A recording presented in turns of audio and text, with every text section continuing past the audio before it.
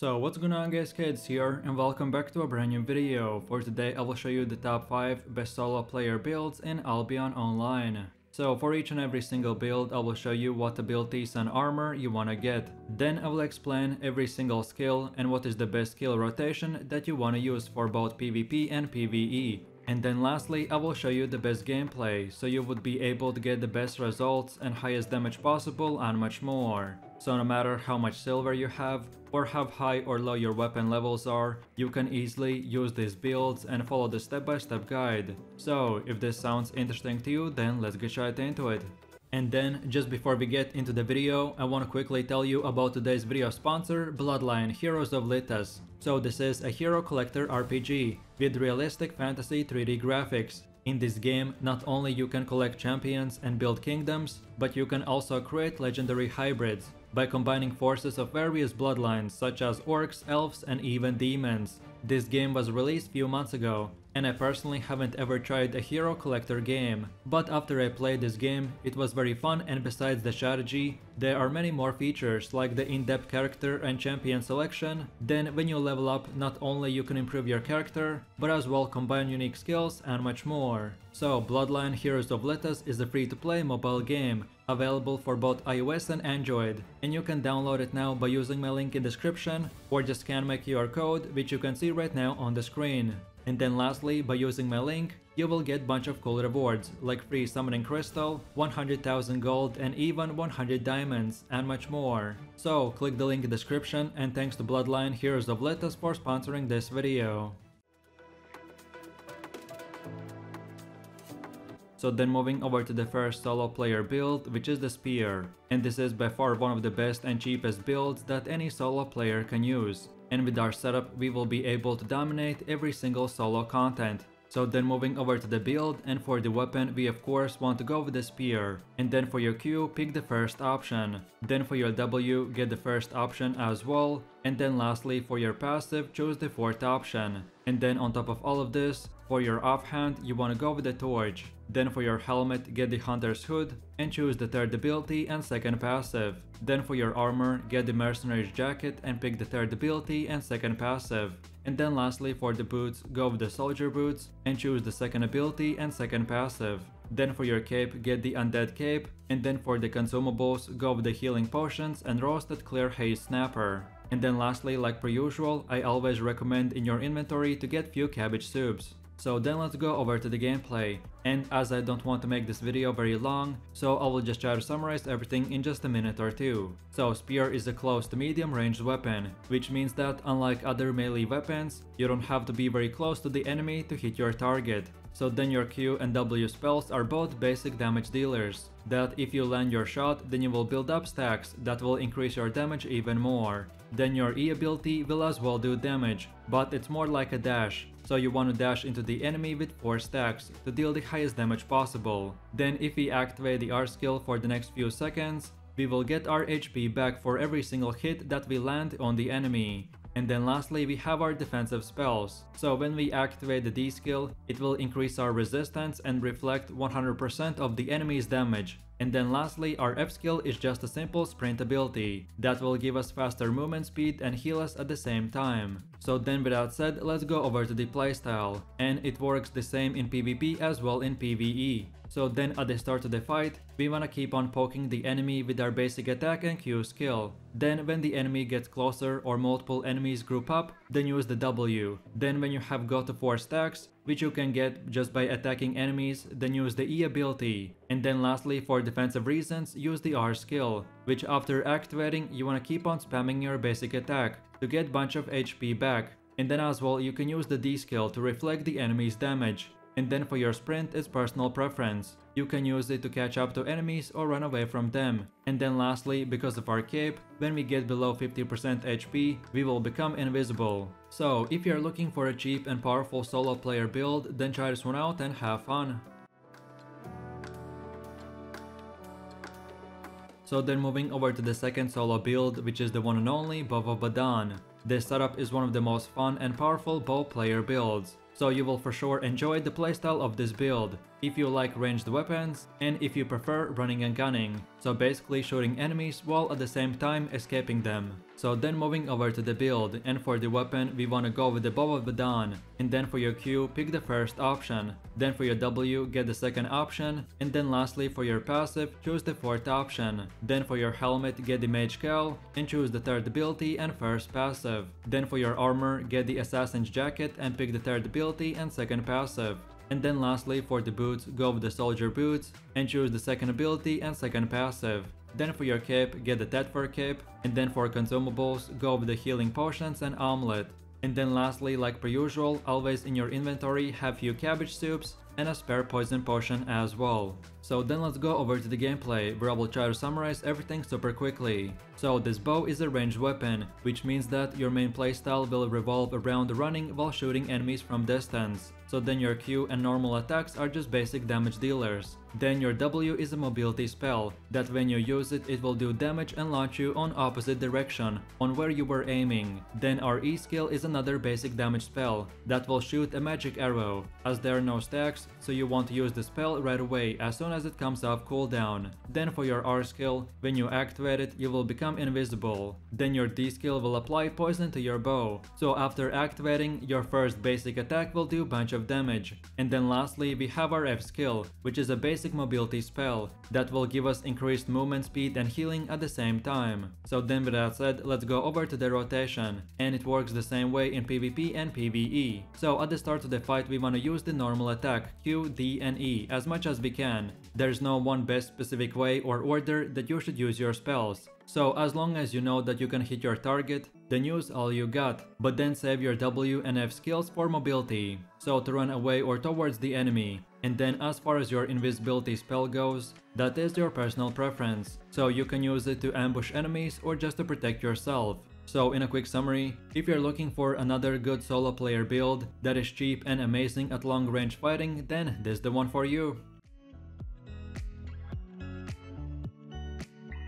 So then let's go over to the next solo player build, which are the dual swords. This build is amazing for budget players that want to use a very powerful build in 1v1 corrupted dungeons, or even in open world solo PvP. So then moving over to the build, and for the weapon we want of course go with the dual swords, and then for your Q pick the first option, then for your W get the first option as well, and then lastly for your passive choose the first option, then for the helmet get the mage cowl and choose the third ability and first passive. Then for the armor, get the mage robe and pick the third ability and first passive. And then lastly for the boots, go with the cultist sandals and choose the third ability and second passive. Then for the cape, get the Tether cape. And for your consumables, go with the poison potions and red spring eel stew. And then like per usual, always in your inventory have few cabbage soups. So then let's go over to the gameplay, where like in previous builds, I will try to summarize everything super quickly. So dual swords is a great melee weapon, which accelerates at close quarter fighting. So then your normal attack and Q are basic single target damage skills. But then your Q skill as well will apply stacks, but they will only increase your attack and movement speed. And this time they won't count towards the E skill. But then your W and E skills are two similar AoE damage spells that will make you immune and damage the enemies in AoE range. Then your R skill is called the Purging Shield, which after activating will give you damage resistance. And if someone attacks you, then all of their positive effects besides healing will get removed.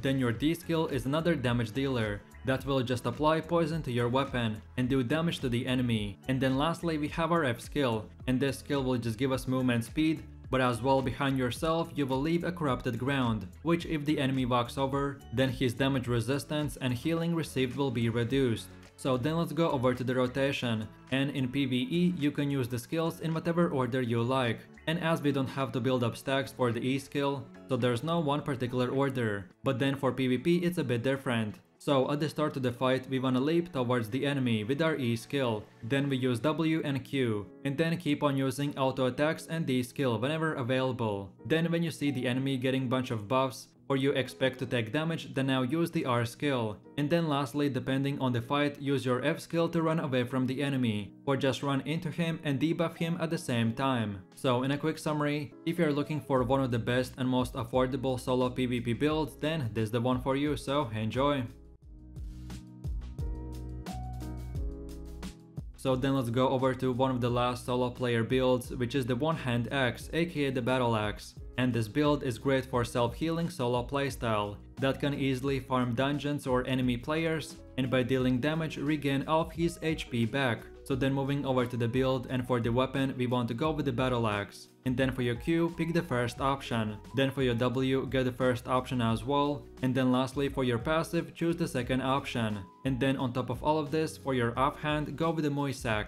Then for the helmet, get the Hunter's Hood and choose the third ability and first passive. Then for your armor, get the Mercenary's Jacket and pick the third ability and first passive. And then lastly for the boots, go with the Soldier Boots and choose the second ability and second passive. Then for your cape, get the Undead Cape, and for the consumables, go with the Healing Potions and Roasted Clear Haze Snapper. And then lastly, like per usual, always in your inventory have few cabbage soups. So then let's go over to the gameplay, where I will show you the best skill rotation. So then first of all, your Q and W are basic damage dealers that will do single target damage and apply rending bleed stacks that will do bleed damage over time. This setup is more focused on high single target damage, but if you prefer more AoE type of playstyle, then switch your first Q with the second option, and then for your W, pick the fourth option. But then for your E, we have a great damage dealer that is basically like 2 shots in 1 skill. So when we use it, we can throw our axe, and the first hit, depending on how many stacks we have applied to the enemy, will do a bunch of damage. But then right after, we can throw the axe for the second time, and this time we will do damage again, but as well receive self-healing. Then your R, D and F skill I already explained in the previous builds, but basically your R skill will give you more self-healing, then your D skill will reflect 100% of the enemy's damage, and then lastly your F skill is a basic mobility spell, which will give you movement speed and more self-healing at the same time. So then let's go over to the rotation, and both PvP and PvE work the same way. So at the start of the fight we want to use the normal attacks, Q and W as much as we can. Then when we get to 3 stacks, aka to 3 rending bleeds, then we use our E skill and throw our axe 2 times. And then lastly, whenever we need self-healing, activate the R skill and keep on using auto attacks to receive self-healing. And then if you expect enemy to do damage, then use your D skill and reflect 100% of his damage. And then lastly, use the F skill to run away or towards the enemy. And that's about it. So if you're looking for one of the best solo player lifestyle builds, then for sure check this one out and have fun.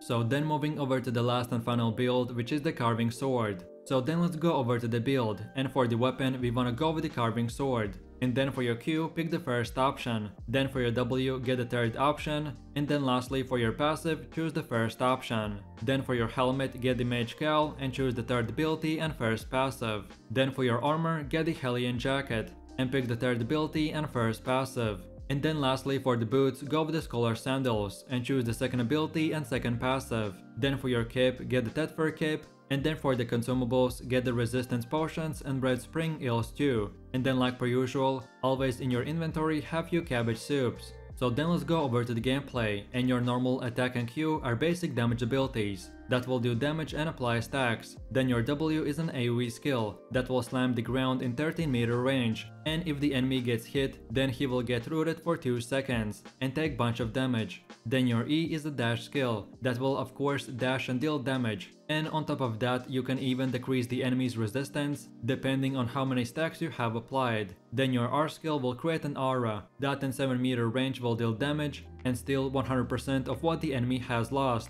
and you can use the skill on multiple enemies. Then our D skill we already covered twice in this video. And then lastly we have our F skill, which will increase our movement speed and restore energy every second. So then let's go over to the playstyle, and at the start of the fight we want to use the normal attacks Q and D as much as possible. Then if the enemy tries to run, or if you can cancel his animation, then use the W skill and root the enemy. Then when you have max stacks, then use the E skill and dash into the enemy. And then lastly use the R skill to create an aura that will give you HP back for every HP that the enemy loses. And then lastly, don't forget about our F skill, and feel free to use it to run into the enemy or run away from him, or you can just even activate it to regain more energy while fame farming. This build has great damage, and most skills can be used offensively and defensively, so this setup is very versatile and can be used for any type of solo content. So what are you waiting for? Check this build out, and like per usual, I hope you have fun. So with that said, I really do appreciate everyone for watching guys, and I hope you enjoyed it. If you have any suggestions, feedback or other good Albion online builds that you would like to see in the next video, then feel free to leave your comments in the comment section down below. And while you're doing that, please click like, subscribe and enable that notification bell,